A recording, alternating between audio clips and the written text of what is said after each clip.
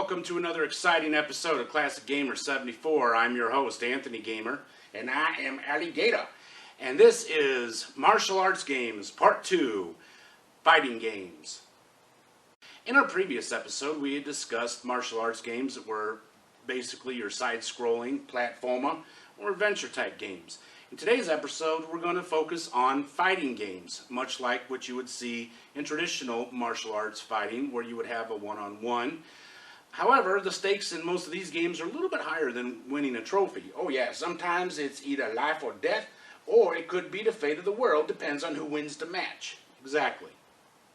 And one thing I'd like you to keep in mind is that in almost every game featured today, you have a Bruce Lee inspired character. That's right, Bruce Lee's legacy lives on in his movies and his teachings, but also lives on in video games, because just about every video game, martial arts that is, has a Bruce Lee inspired character. So when you watch the games today, see if you can point out those Bruce Lee inspired characters. Very good. And if you missed any, we'll have a list at the end to see if you got them all. Well, you ready to get started? Oh, you know I am. And our first game for today is Ye Ar Kung Fu from 1985, developed and published by Konami.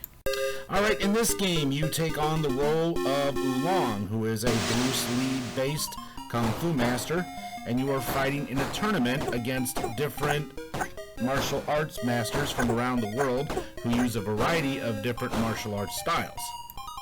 Now, in the arcade version, what you are looking at here, you have 11 opponents that you have to beat. In the various ports, you have anywhere from 5 to 13. And you must beat all of them in order to be declared the winner or Grand Master. And you are doing this in memory of your father.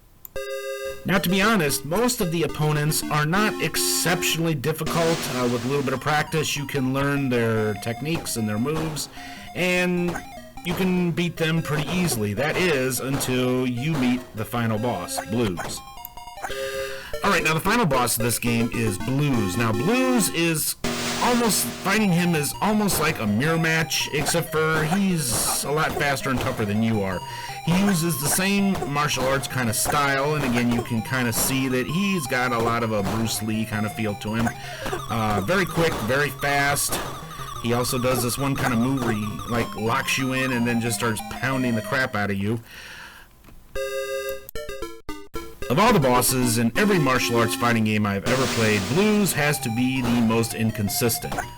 What do you mean by that? Well, that means that you're not going to beat him every time. Now, after a lot of practice in some other games, you may be able to lick the boss, but you're not going to be able to beat Blues every time. It's going to take you, a few tries to do it. And that's also what gives this game a whole lot of replayability. How's that? Well, you might be able to beat Blues one time, but I guarantee you're not going to be able to beat him every time.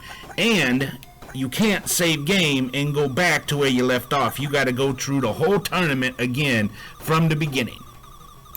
Now, next to Karate Champ, a game I won't even talk about for obvious reasons. Oh, I didn't like that game either. This is considered one of the first and the granddaddy of all martial arts fighting games.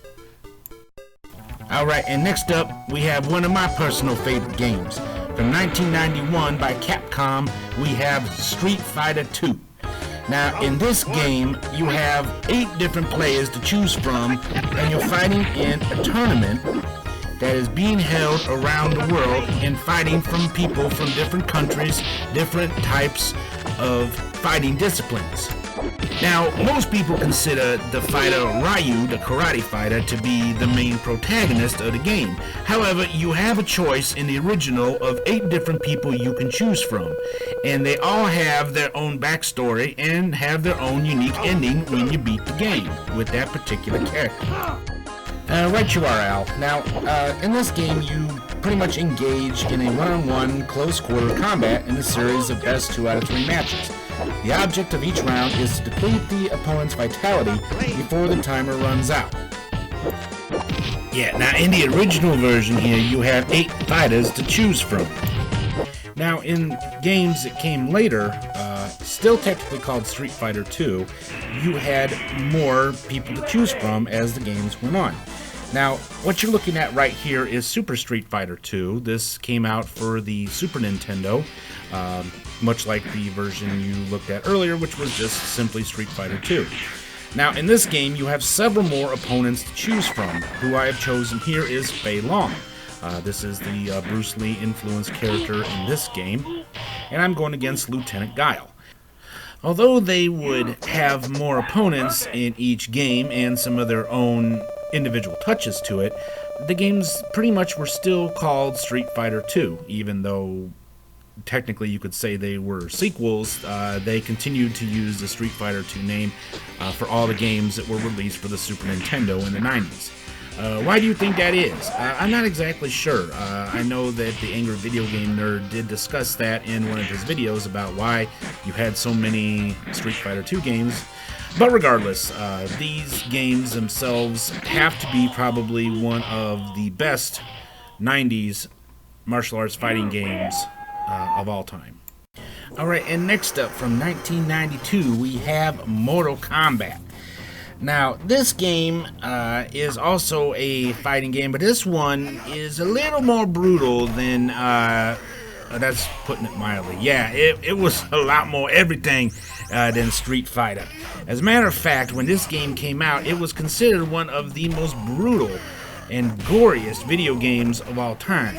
Now, in this particular game, you have a choice of 8 different fighters that you fight in a tournament being held in this place called Earthrealm on Shang Tsung's island, on which 7 of its locations serve as stages in the game. You fight in these best 2 out of 3 fights. Now, you also have the ability sometimes, if you know how, to actually kill your opponent. So there can be a fight to the death.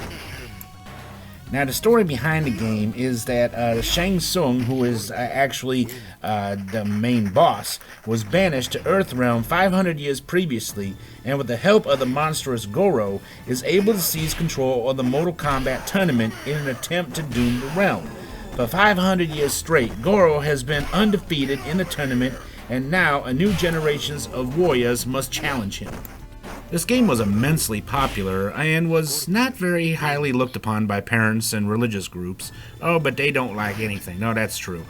But anyway, there were toys, there were some feature films, which had a really cool soundtrack. Now, strangely enough, for Christmas in 1992, my parents would not get this game for me and my brother. Oh, that's strange. Well, no, they'd heard about how violent and terrible it was, and or whatever. But anyway, so they refused to get the game for us. Now, at the time, we had a Super Nintendo, and them purchasing the game for us for the Super Nintendo would not have been that big of a deal because the Super Nintendo port of this game didn't have any blood. Oh man, that's terrible. But the Sega Genesis version did, and that's kind of what gave them a leg up on the Nintendo with this particular game. Now, there have been several sequels to it since, reimagined versions, all kinds of stuff, and I believe that this game is probably going to go on indefinitely. It sure seems that way, almost 30 years later, and they are still making new Mortal Kombat games, and even a new feature film I hear is coming soon. Next, we have World Heroes from 1992 for the Neo Geo. Now, in this game, you have a man named Dr. Sugar Brown. Great name there. Oh, yeah. He is wanting to discover who is the greatest fighter of all time. So he brings these fighters through the use of a time machine and has them fight in the tournaments to determine who, of all people, was the greatest fighter in the world. Now, like the last 2 games we have seen, you have some pretty cool special abilities, and you fight in a best 2 out of 3 falls match. I myself love this game. I was a big Neo Geo fan, and I pretty much liked anything that was released on those Neo Geo arcade games that you used to see in places like Walmart and in arcades. Yeah, but some people didn't like this game. They said it was like a poor man's Street Fighter. Well, I'll say one thing in defense of this game. When you played a Neo Geo machine, you had 3 buttons. Now, how many did you have with Street Fighter? A whole lot more than that. Regardless of the fact, this was a pretty fun game, And it did and still has a lot of replayability because, again, you may beat the game one time or beat an opponent one time you play it, but you may not be able to do it again the second or third time. So I believe this game really does stand the test of time, and I think in regards to how many buttons it takes to play this game, I think a lot more people would enjoy playing this as opposed to having to figure out how to play a game with 6 buttons. But that's just me. Now, next up, from 1993, from Sega, we have Virtua Fighter.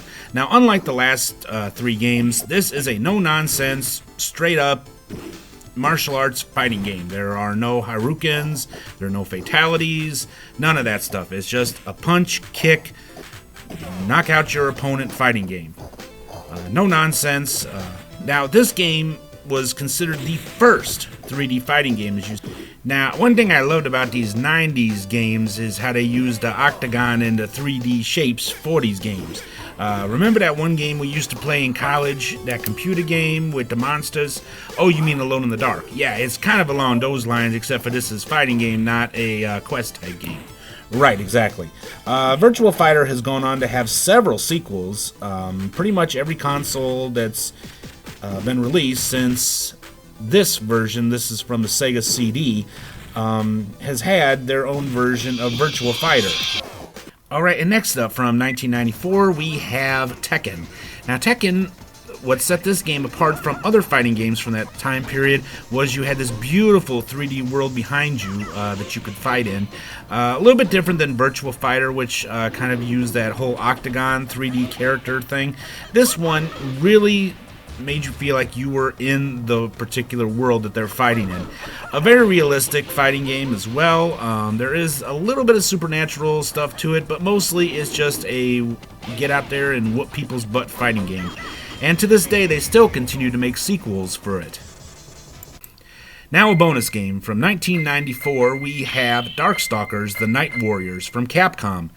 In this particular game, you have an alien force that is coming to destroy the world, and the only ones that can stop him are the world's monsters. So they are fighting in a tournament to determine who will be the one to save the world from these evil aliens. Now, of course, my favorite character is Lord Raptor, and after watching this video, you'll pretty much be able to figure it out if you know anything about me. This game did have a couple sequels, and it had a really cool limited run animation series. I really enjoyed it. Now, a lot of the games that were featured today did have some anime series, which were actually pretty cool. And this was definitely no exception. So if you get a chance to find the anime series of Darkstalkers, I highly recommend it, as it is got to be one of my favorite short-run anime series of all time. Well, those were all of today's games. Did you catch the Bruce Lee-inspired characters? Well, here they are. From Ye Ar Kung Fu, we have the main protagonist, Oolong. From Street Fighter II, we have Fei Long. From Tekken, we have Law. From Mortal Kombat, we have Liu Kang.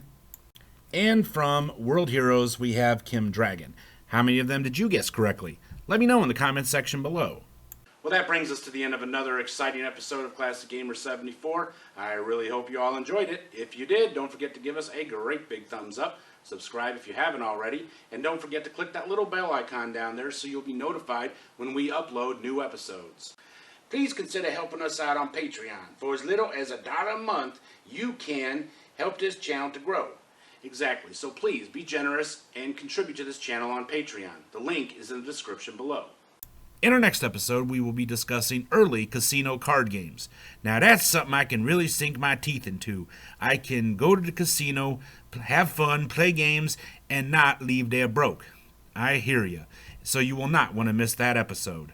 Before concluding today, I'd like to introduce to you a new segment. That is called Newbie Corner. Now, what is that? Well, not all of the people that watch our channel are experienced long-term gamers, right? And some of them are not familiar with all the technical terms and jargon that we use, right? So, we're going to take a moment here and explain one of the terms that we use so they'll know what we're talking about. Okay, and the term for today is cart. Cart is short for cartridge. This was where the software or the games for each gaming system were stored on. The first game system to use cartridges was the Fairchild Channel F. As you can see, they pretty much resembled a 8-track cassette. And if any of you don't know what an 8-track cassette is, ask your parents or grandparents. Most gaming historians agree that Jerry Lawson, one of the creators of the Fairchild Channel F, is the father of the video game cartridge. Atari 2600 cartridges didn't have a lot of memory. Most of them only contained 2K, 4K, or 8K, depending on when they were released and by whom. But generally speaking, it was one of these three amounts. The StarPath games, which had the advantage of extra memory, usually ran around 9K.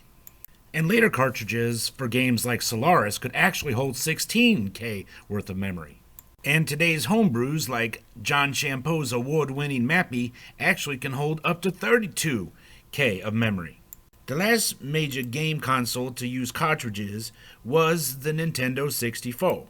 Now, the average cartridge for this system had about a memory of anywhere from about 12,000 kbytes to around 32,000. Well, that concludes today's episode of Classic Gamer 74. Thank you for stopping by. I am Anthony Gamer, and I am Alligator, and we will see each and every one of you in the next episode. Until then, have yourselves a great day. Goodbye. Goodbye, everyone.